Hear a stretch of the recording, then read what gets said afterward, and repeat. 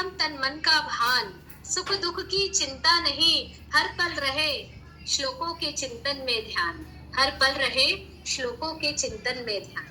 तो समय हो चला है अध्याय के चिंतन की ओर बढ़ने का, और आज 13वें अध्याय के बांग्ला भाषा में चिंतन के लिए हमारे साथ उपस्थित है 50 वर्षीय हावड़ा निवासी गीता व्रती मुनमुन राय जी। आप गीता परिवार ऑनलाइन संस्था वर्गों से 2023 में जुड़ी। 2024 अगस्त में आपने गीता व्रती की उपाधि प्राप्त की। 2025 में आपने गीता विचक्षण की उपाधि प्राप्त की, और जुलाई 2025 में आपने रिवर्स ऑर्डर में गीता विचक्षण की परीक्षा उत्तीर्ण करके पुनः रिवर्स ऑर्डर में गीता विचक्षण की उपाधि प्राप्त की। और ऑनलाइन गीता कक्षा में आप सभी स्तरों पर अपने ट्रेनर प्रशिक्षक के रूप में अपनी निस्वार्थ सेवाएं दे रही है। साथ ही आप ग्रुप कोऑर्डिनेटर का भी कार्य कर रही है। तो दीदी, आपका जूम मंच पर स्वागत करती हूँ मैं 13वें अध्याय के चिंतन के लिए।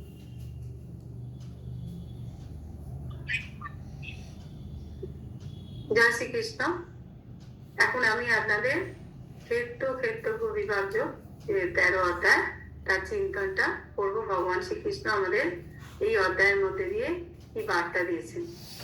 তো এই অধ্যায়ের মধ্যে দিয়ে ভগবান শ্রীকৃষ্ণ আমাদের বলেছেন যে আমাদের আগে ভালো করে জানতে হবে যে ক্ষেত্র কি আর ক্ষেত্রজ্ঞ কি। ক্ষেত্র, ভগবান বলেছেন যে ক্ষেত্র হচ্ছে আমাদের এই দেহটা, যে দেহটা হচ্ছে থাকে না, যে দেহটা অনিত্য। আর ক্ষেত্রজ্ঞ হচ্ছে যিনি এই দেহের ভেতরে থাকেন, আত্মা, তিনি অবিনশ্বর, যার কোনো বিনাশ নেই। আত্মাকে আগুনে পোড়ানো যায় না, আত্মাকে অস্ত্রের দ্বারা কাটা যায় না। আত্মা হচ্ছে অবিনশ্বর। আর এই অধ্যায় আমাদের এইটাই শেখায় যে আমরা হচ্ছে কি করে এই ক্ষেত্র আর ক্ষেত্রজ্ঞের যে বিভাগ, মানে যেটা ভাব, সেটা আমরা ভালো করে বুঝতে পারবো এবং মোক্ষ লাভ করতে পারবো। পরম জ্ঞান হলো আত্মা এবং পরমাত্মার সম্পর্ক বোঝা এবং নিজেকে সেই চেতনার অংশ হিসেবে উপলব্ধি করা। আমাদের জীবনের লক্ষ্য হওয়া উচিত আত্মজ্ঞান লাভ করে মুক্তি লাভ করা বা মোক্ষ অর্জন করা। ক্ষেত্র হলো শরীর বা দেহ, যার জন্ম হয়, যার রোগ হয়, বৃদ্ধ হয় এবং শেষ পর্যন্ত মৃত্যু হয়।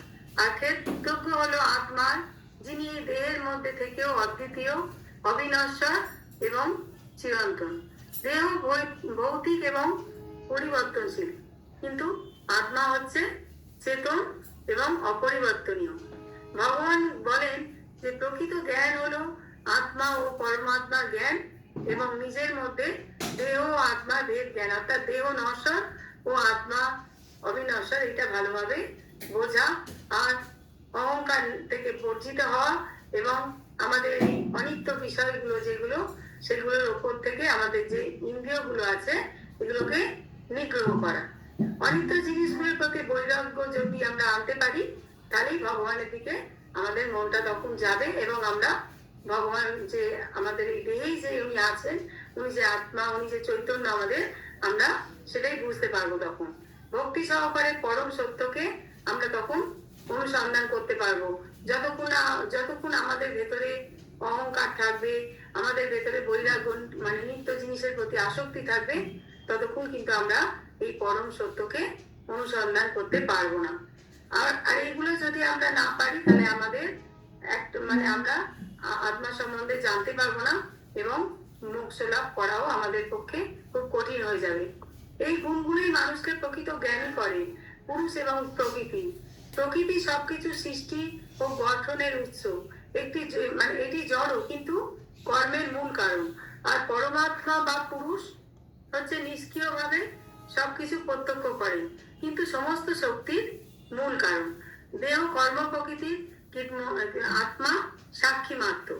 যিনি জানেন যে ব্যক্তি বুঝতে পারেন যে একাধিক দেহে বাস করলেও আত্মা এক এবং অভিন্ন, সকল জীবের মধ্যেই পরম পুরুষ অবস্থান করছেন এবং জন্ম মৃত্যু দেহের, আত্মার না, তিনি মোক্ষ বা মুক্তির পথে অগ্রসর হতে পারেন।